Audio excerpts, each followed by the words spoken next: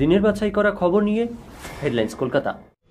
নমস্কার, আমি সিঞ্জিনী। সারাদিনের বাছাই করা খবর নিয়ে আপনারা দেখছেন হেডলাইন্স কলকাতা। আরজিকর কাণ্ডে জড়িত সহকর্মীরা সূত্রের খবর, হাসপাতালের কয়েকজন সন্দেহভাজনের নাম সিবিআই কে বলেছেন মৃত চিকিৎসকের বাবা মা। চিহ্নিত অন্তত 30। সিবিআই সূত্রের খবর, মৃত চিকিৎসকের বাবা মা যাদের নাম বলেছেন তাদের জিজ্ঞাসাবাদে বিষয়টিকে অগ্রাধিকার দেওয়া হচ্ছে। শনিবার সকালে আবার সিজিও কমপ্লেক্সে আরজিকর হাসপাতালের প্রাক্তন অধ্যক্ষ সন্দীপ ঘোষ। শুক্রবার বিকেলে তাকে সিবিআই এর গাড়িতে চেপে দফতরে যেতে দেখা গিয়েছিল। গভীর রাত পর্যন্ত জিজ্ঞাসাবাদ করা হয় তাকে। সকাল 10টা নাগাদ বেলেঘাটের বাড়ি থেকে বেরোন সন্দীপ ঘোষ। এদিন এক ক্যাবে চড়ে পিছনের গেট দিয়ে সিজিও কমপ্লেক্সে ঢোকেন। সিবিআই সূত্রে খবর, তিনি নিরাপত্তার অভাবের কথা জানিয়েছিলেন। কার থেকে প্রথমে ঘটনার কথা জানেন, কি পদক্ষেপ নিয়েছিলেন, সেমিনার হলের পাশে তড়িঘড়ি কেন সংস্কার, কেউ কি নির্দেশ দিয়েছিলেন? পরপর প্রশ্নের মুখে সন্দীপ ঘোষ। খবর সূত্রে সিবিআই অ্যারেস্ট করেনি, জিজ্ঞাসাবাদ করেছে, তিনি তদন্তে সাহায্য করছেন, সাংবাদিকদের উদ্দেশ্যে জানালেন সন্দীপ ঘোষ। গতকালের পর আজও আরজিকরে সিবিআই 3D স্ক্যানার নিয়ে পৌঁছালেন আধিকারিকরা। তথ্য প্রমাণ সংগ্রহ করতে যাবেন সেমিনার রুমে।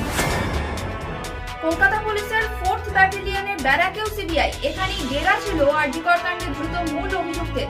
এবার সেখানেও গেল সিবিআই। এই ব্যারাক থেকে উদ্ধার করা হয়েছিল অভিযুক্তের পোশাক ও জুতো।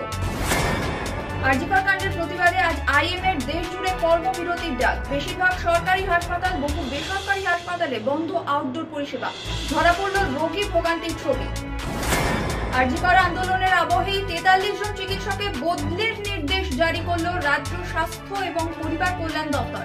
শুক্রবার এই সংক্রান্ত সরকারি বিজ্ঞপ্তি প্রকাশ করা হয়। বিজেপির অভিযোগ, ওই চিকিৎসকরা আরজিকর হাসপাতালে চিকিৎসকের ধর্ষণ ও খুনের ঘটনার প্রতিবাদে সরব হয়েছিলেন। সে কারণেই মুখ্যমন্ত্রী মমতা বন্দ্যোপাধ্যায় সরকারের এই প্রতিশোধমূলক পদক্ষেপ।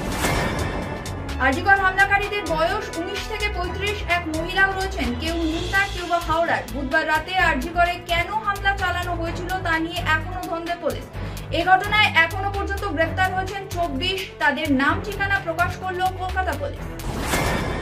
এবার আরজিকর কাণ্ডের প্রতিবাদে দুর্গাপুজোর সরকারি অনুদান না নেওয়ার সিদ্ধান্ত নিল হুগলির একটি ক্লাব। সমাজ মাধ্যমে অন্যদেরও অনুদান না নিতে আবেদন জানাচ্ছে উত্তরপাড়ার শক্তি সংঘ। সরকারি অনুদানের 85,000 টাকা প্রত্যাখ্যান করে তাদের বার্তা, মেয়ের বিচার দিন, মায়ের পুজো নিজেরা বুঝে নেব। তৃণমূল একে ক্লাব সদস্যদের ব্যক্তিগত সিদ্ধান্ত হিসেবে দেখছে। অডিশনের নাম করে গোপনাঙ্গ স্পর্শ, রাত দখলের দিনে হেনস্থা শিকার কলকাতার অভিনেত্রী। নাম প্রকাশে অনিচ্ছুক এক অভিনেত্রী জানিয়েছেন, কাস্টিং কোঅর্ডিনেটরের ভুয়ো পরিচয় দিয়ে তাকে হেনস্থা করেছেন সুমন সরকার নামে এক ব্যক্তি। তার দাবি, ইনস্টাগ্রামে অভিযুক্তের লক্ষাধিক অনুসরণকারী। একই সঙ্গে কথাবার্তায় দারুণ চোখ, ফলে কথা বলে তিনি বিন্দুমাত্র বুঝতে পারেননি ওই ব্যক্তির নকল। আরজিকর কাণ্ডের মধ্যেই জঙ্গিপুর ফার্মেসি কলেজে মালদার পড়ুয়ার রহস্য মৃত্যু।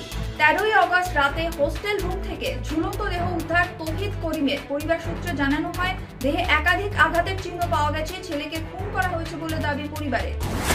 নিম্নচাপে উত্তাল থাকবে সমুদ্র। শনিবার থেকে ভারী বৃষ্টির সম্ভাবনা কলকাতা ও দক্ষিণবঙ্গের বাকি জেলায়। ঘূর্ণাবর্ত নিম্নচাপের জোড়া ফলায় আগামী কয়েকদিন বাংলায় দুর্যোগের আভাস দিয়েছে আলিপুর হাওয়া অফিস। মৎস্যজীবীদের জন্য জারি সতর্কতা।